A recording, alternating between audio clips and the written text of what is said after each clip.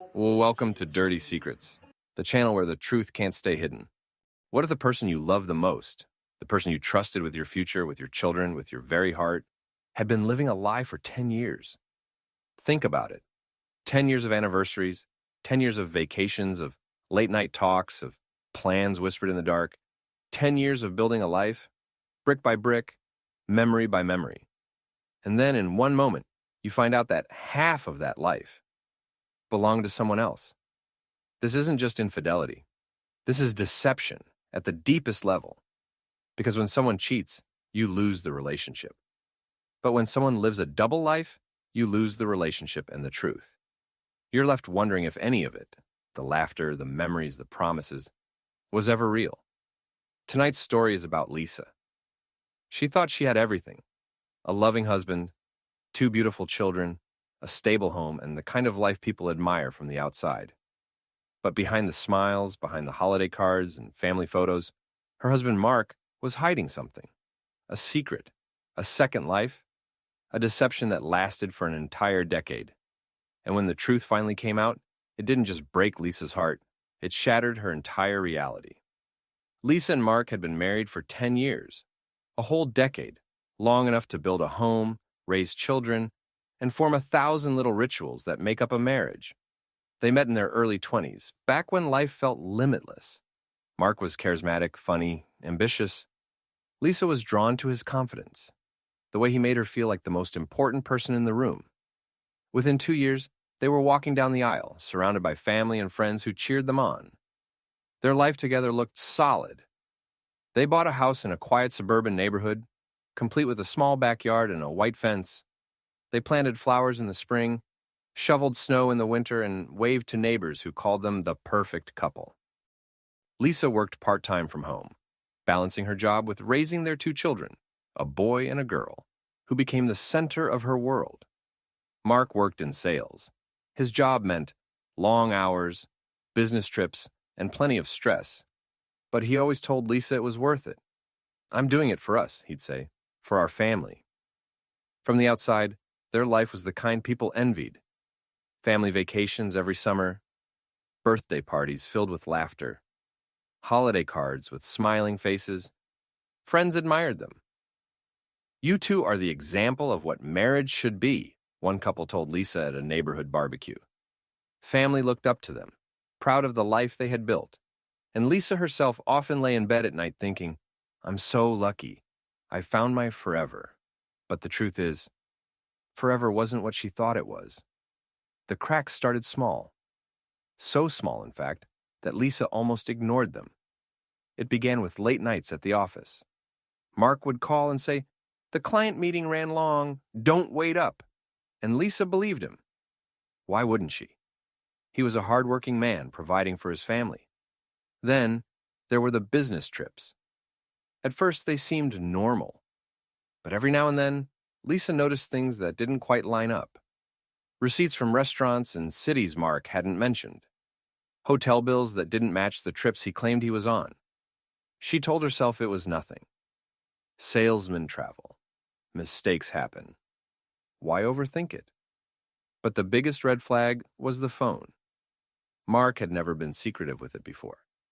He'd leave it on the counter, unlocked while he showered. Sometimes Lisa would even answer a call if he was busy. There was no reason to worry.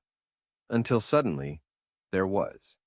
He started guarding it, carrying it everywhere, even to the bathroom. He would step outside to answer calls. He flipped the screen face down whenever Lisa walked into the room. And then came the password, something he had never bothered with before. Lisa tried to laugh it off. Once, she even joked, "Why so secretive? Got another wife somewhere?" Mark chuckled, kissed her forehead, and replied, "You're the only one who'd put up with me." Lisa smiled, but in her heart, the joke didn't feel funny anymore, because deep down, she knew something wasn't right. And if you've ever had that feeling, that tightening in your chest, that little voice whispering that the story doesn't add up, then you know what Lisa was living with. She wanted to believe him. She wanted to hold on to the image of the man she loved. But the seed of doubt had been planted, and with each passing day, it grew. The truth has a way of revealing itself in the most ordinary moments, not in a dramatic confrontation, not in a carefully planned confession, but in the quiet of an evening at home. Lisa was cleaning up after dinner. The kids were upstairs with Mark, who was reading them a bedtime story.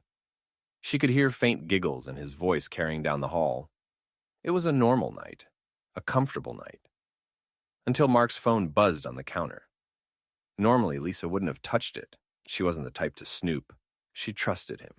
She had built her entire life around that trust. But tonight was different, because the name on the screen wasn't one she recognized. It wasn't a coworker. It wasn't a family member. It wasn't one of the friends they both knew. It was a woman's name. And the message that popped up beneath it made Lisa's blood run cold. "Can't wait to see you and the kids tomorrow."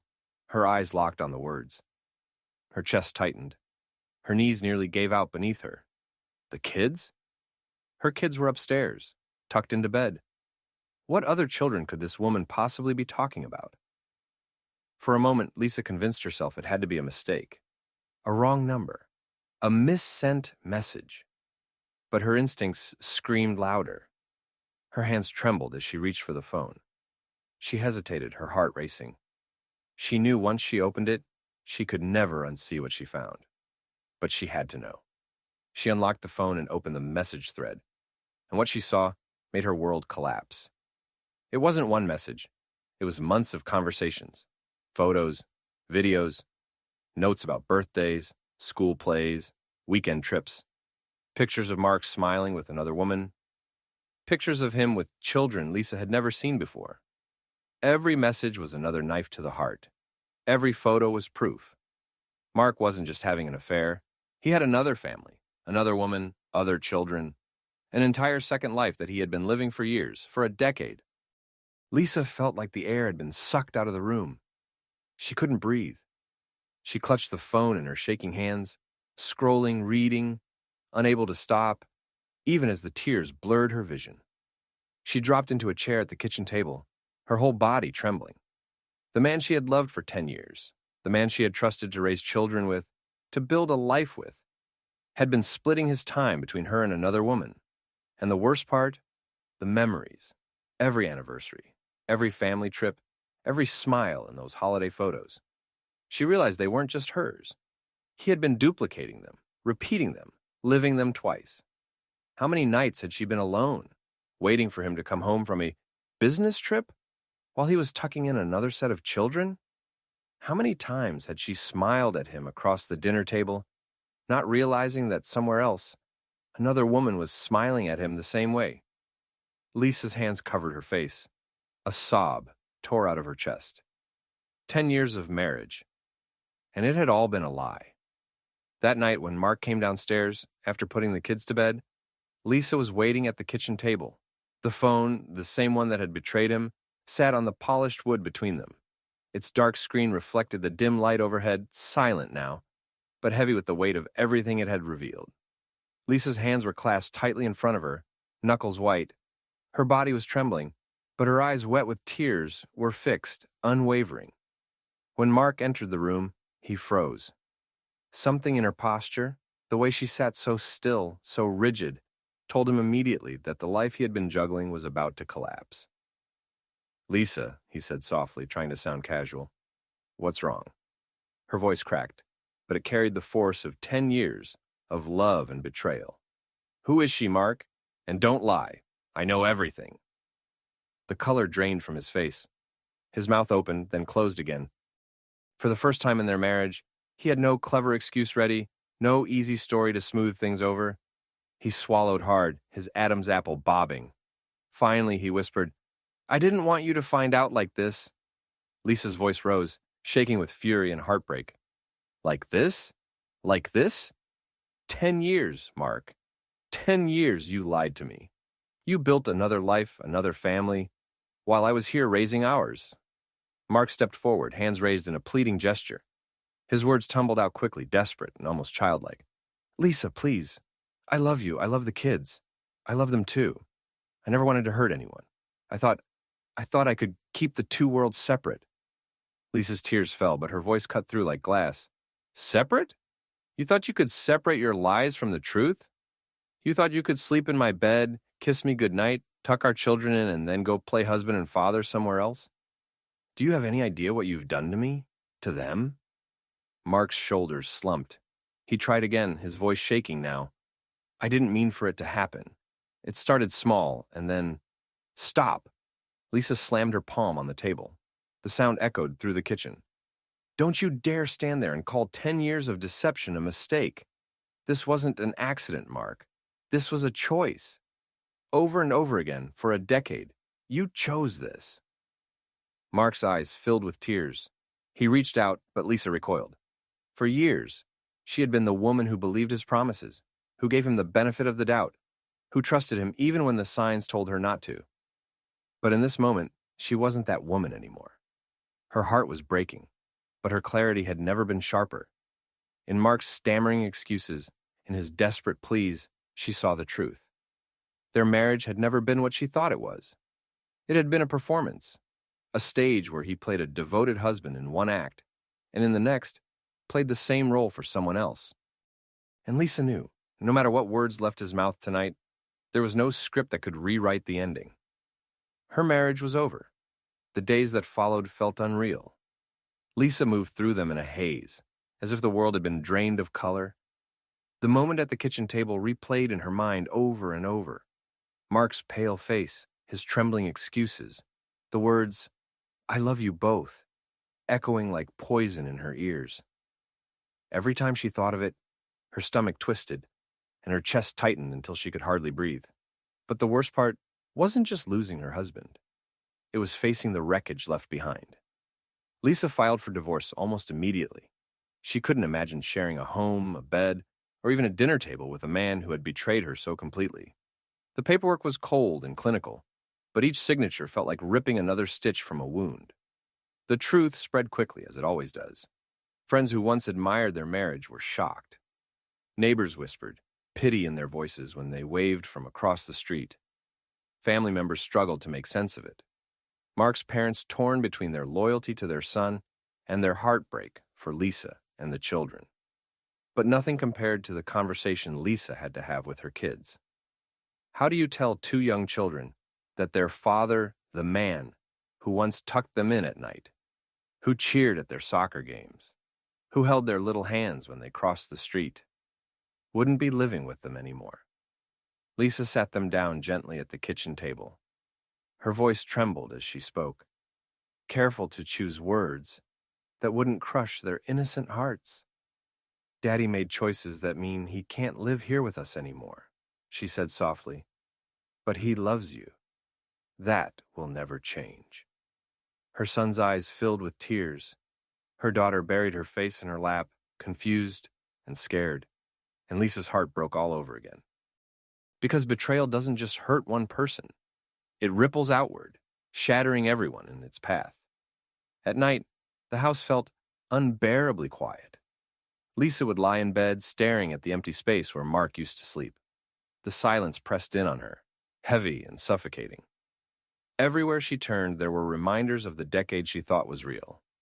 The framed vacation photos on the wall, smiles now frozen, tainted. The anniversary cards in the drawer, filled with words that meant nothing. The memories of Christmas mornings, birthday parties, neighborhood barbecues, all poisoned now with the knowledge that Mark had been living a parallel life the entire time. She found herself asking the same question over and over, whispering it into the dark, was any of it real? Because when you discover someone you trust with, everything has lied for years. It's not just the relationship that dies. It's your sense of reality. It's the ground beneath your feet. Lisa wasn't just grieving a marriage. She was grieving the life she thought she had. Lisa could have let the betrayal consume her. And for a while, it almost did. The nights were the hardest. Alone in her bed, the silence pressed down like a weight. Every creak of the house, every car that passed by outside, reminded her of the emptiness Mark left behind. But slowly, piece by piece, she began to rebuild. It started with therapy. Walking into that office for the first time, Lisa felt exposed, fragile, like she was carrying a 1,000-pound secret on her shoulders. But as she sat there week after week, she began to unpack the pain. She learned that betrayal doesn't mean you're not enough. It doesn't mean you were unworthy. It means the other person chose dishonesty. She leaned on her friends, the real ones, not the casual acquaintances who whispered behind her back, but the ones who showed up with hot meals, who answered her late-night calls, who reminded her that she was still loved. And then she focused on her children. They became her anchor. She created new traditions for them: Friday movie nights with popcorn and blankets, Sunday morning pancakes with chocolate chips, bedtime routines filled with laughter and love.